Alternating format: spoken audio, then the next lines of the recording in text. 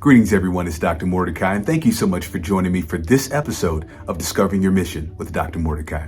On today, my guest, Dr. Christy Ponce, president of Temple College in Texas, a proud product of the University of Texas in Austin, where she earned her doctorate, but also born in El Paso, Texas. I mean, she's truly living the Texas dream, and she's an amazing educator. In her presidency, she's led Temple College through the pandemic. She first became president there in 2019. She's also an Aspen Fellow. She also led the college through its 10-year reaffirmation through SAC-COC. Temple College proudly serves as an Achieving the Dream leading institution and is doing amazing work. I was super excited and honored that Dr. Ponce during this interview shared some very exciting news that I was honored that she shared on the show. And I first met her through our work on the American Association of Community Colleges board. Without further ado, my interview with President Christy Ponce.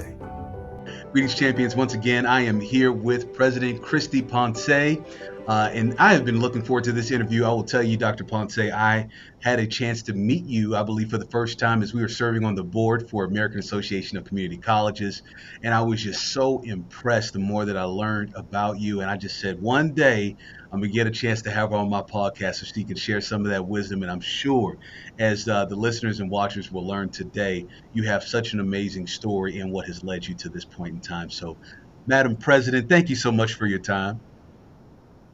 Thank you so much for having me. Really happy to be here, and I love what you're doing. I love that you're investing in others. So really happy to be a part of this. So appreciate that. So appreciate that. Let's jump right into it. So you have been a president since 2019, Temple College in Texas. Shout out to Texas. And you've been there. You've been doing some great work. You've led the institution through some miraculous success, from bond passings to building projects to fundraising to changing the lives of students. But you had to kind of start somewhere. Share with us, where did this passion come from for education, and how did you achieve the ultimate accomplishment of serving as a college president? Well, that's a great question. It actually started pretty early on, which is why I was able to become a college president so young. I was a undergrad student at UT Austin. I was a business major, thinking about what my next step would be, and as I was serving as an RA, I got a student job in the Dean of Students office, and I saw what they were doing and how they were supporting students in so many ways. I personally worked in the mentoring program, but there were alternative spring break programs. There were lots of support services that were doing so much for students, and I thought, this is incredible work what these individuals are doing. And so I really took time to learn from each of the deans what was happening and how they got to their role, and I was just convinced from then on that I wanted to be a higher ed administrator. And so I went down that path, and my very first job I applied to after I graduated from UT was a regional coordinator for the College for Texas Scholars and Texas Scholars Program. It was the state strategic plan, and with it, the Texas Scholars Program. So it worked with 2- and 4-year schools with the Texas Higher Education Coordinating Board on opening up college centers and working to build this college pipeline. And so I was fortunate to work with a lot of incredible people, understand what the state was working on, but more importantly, what that role taught me was the mission of community colleges, because I spent so much time working with university students. It was the first time where I really got to understand the incredible work happening on community college campuses. And so after that, I went on to work at Austin Community College, had an incredible experience there with their early college high school program, their tech prep program, working in student services. And I also, during that time, had a lot of incredible mentors, several people that had gone through the community college leadership program at UT Austin, including my own supervisor, Dr. Luann Preston. And one day she said, you're a really great leader. You should consider being a college president one day. And she sparked that interest and talked to me about what that meant and the opportunities with it, and also really gave me good advice from it. She talked about learning as much as I could about the entire college, but understanding the major components of it, especially what's happening in the classroom. So she encouraged me to get my master's in a content core curriculum area so I could teach college classes. And so I went and enrolled in a political science program that very night, and was enrolled by the next day, and was able to teach college government at every college that I went to.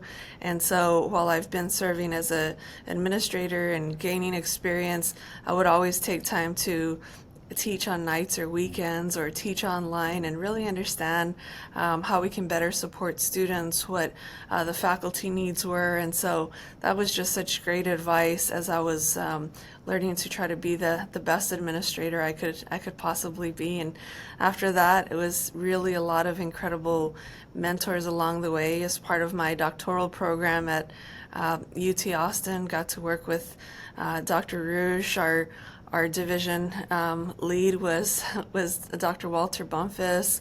I got to mentor with a college president that was part of the curriculum, and so I went to mentor with Dr. Richard Rhodes. He was a president at El Paso Community College at the time and doing incredible work out there, and convinced me to move to El Paso and go and continue working there, which was a really incredible experience where I got to work with military populations, student success. I got to gain experience in advancement. So as a future college president, it gave me the ability to do fundraising and work with grants and work with external relations and legislative studies, and lots of incredible things that a lot of presidents work on every single day. And so really great experience. And then from then was fortunate to go on to Lee College in the Houston area, where I served as an executive vice president over student services, student success, workforce development, resource development, and just really great people that I got to work with. I got to do a lot with workforce development, which was incredible considering the size and the scope of Houston and all of the companies, and working with the other colleges on this larger, broader mission. And then the presidency at Temple College opened up, and it was actually one of the it was where I most wanted to be. I had learned about Temple College early on when I was in my doctoral program, because there were two people who were administrators at Temple College, and they talked about the incredible industry partnerships here, the family-like environment, the incredible faculty and staff, the really great and supportive board, and all those incredible components. And so I got a chance to visit Temple College, and I thought, if I ever served as president, that's where I want to be. And I was very fortunate to be selected, and now in my 5th year, and truly love every second of it. It's even more incredible than I ever imagined. That is awesome. There's so much that you said there that I want to unpack just a little bit, just to make sure that those that are watching and listening get a chance to hear. So one of those things which I always resonates with me, I'm a proud student affairs professional as well. I was a former resident assistant myself, so shout out to all the RAs out there and student affairs professionals that are doing this work. But then also, as you went along your path as well, you kept climbing. Your portfolio kept growing. It kept leading you to the next thing. Just really quickly, what wisdom can you share there? If there's someone that's watching this, listening to this, and they're saying, well, I too aspire to become a college president one day. When did you know it was time to move on to the next job, to the next institution, so you could continue to make the climb? Yeah, well, there is such a need for great administrators and college presidents all over the country. And one thing that we learned from Dr. John Rouge was you got to be mobile and flexible to be able to go and gain experience and get opportunities in those areas.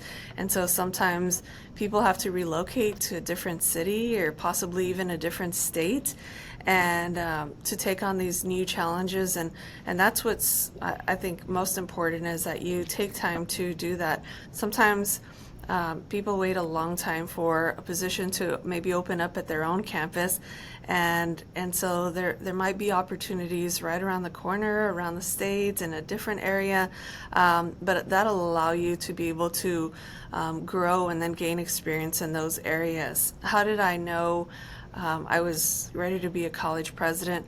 Now, there were actually opportunities even earlier on for me to get into the presidency, but I really wanted to be in the right place, in the right environment. I really look at quality of life as an important aspect, and I wanted to be in a specific location. I wanted to stay in the state of Texas, and so I think that really led to the timing of when specifically I would go for a presidency. I had already served as a vice president for more than 5 years. I'd been an administrator for years, and I'd been in higher education for a couple of decades. And so I felt I had really great experience, and the mentors that I had just taught me so much. And so I felt I was ready even earlier before I took the presidency, but I waited for the right presidency. That is so awesome. That is so awesome. And again, the work that you're doing is truly historic in nature. And so it leads to me to my next question that I have for you. What have been some of the lessons that you've learned thus far in your presidency? I can only imagine, by no means am I leading you here in your answer, but I think it's pretty unique that you started your presidency in 2019, pre-pandemic. You've now worked an entire institution through the pandemic, and now post-pandemic. Not every president, as you and I both know, can say that. Many, along those, I would say the pre-COVID era and now post-COVID era, it's led to some different changes, some impacts in leadership. I know I didn't join my institution until essentially on the back end of the pandemic. And so would love to know what you've learned in your presidency thus far. Sure. So many incredible lessons. First of all, you've got to surround yourself with amazing talent. So really make it a priority to just surround yourself with bright and hardworking individuals. I know that major reform efforts are very tough, but they also impact the most amount of people. And so I was able to assemble just the true dream team here at Temple College. We have an incredible group of administrators. We have the right CFO, the right provost, the right VP of advancement, the right VP of workforce development. And so we're able to move so much faster and do so much more for students and families because of that, and a lot of incredible faculty and staff, so much behind it. And so everybody coming together to work on major reform that are going to impact the most amount of students is really where you can make your mark on people's lives. We've taken on a lot of different challenges, a lot of opportunities. We do a lot of research and make sure to look at practices that have been successful. We take time to visit other campuses and learn from others. And so we implemented 8-week courses, and around 2019 we were working on our reaccreditation for reaffirmation for accreditation, and part of our quality enhancement plan was making sure to evaluate 8-week courses and see if that's the direction we wanted to go. And while it's not easy work, it was important work, and we were finding huge success in students being able to complete at faster rates and taking more courses and being able to stay on track. And so we took time to roll that out and make it available to students, and it's making a difference on our campus. And as well as working with workforce and industry, it's so important to be responsive to business and industry needs, and taking time to meet employers and allowing them to understand the value of community colleges and how important it is to work together to create that talent pipeline. And so we've grown a whole lot in workforce workforce development over the last several years. We've implemented a lot of new programs specifically in emerging technologies.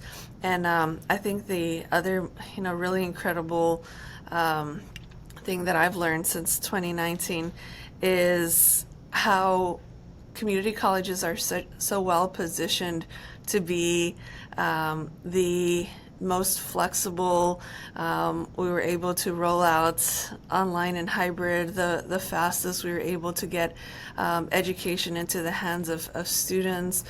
Community colleges, several of us have bought mobile Go centers to take them out into community centers, to middle schools, to high schools, build that college going culture. And so student success is really important to us, and being flexible, being able to reach the most amount of families through that. And with that focus and that lens on student success, I think it's really important for us as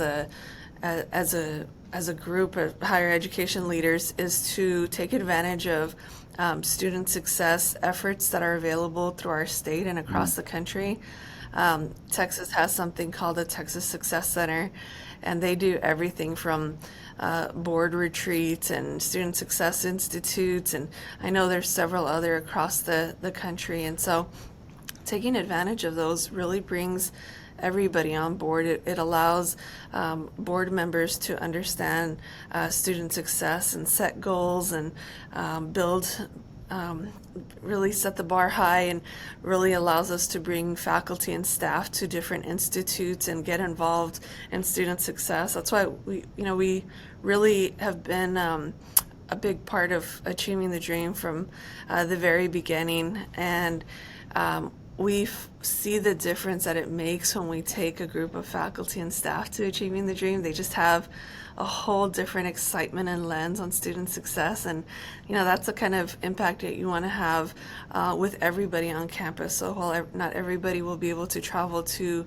a national conference like that, taking advantage of other student success efforts at the state or locally really makes a big difference.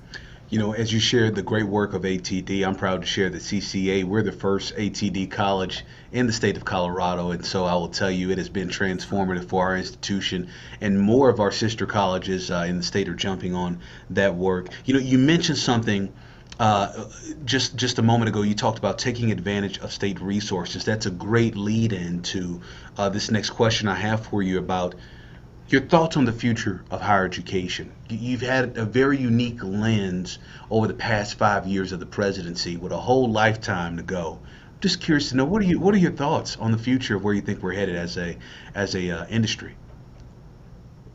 I think we're well positioned to accomplish so much. We are the ones that are called upon with workforce development to build that talent pipeline, to build new programs, to build capacity within our programs, to serve as many students as possible.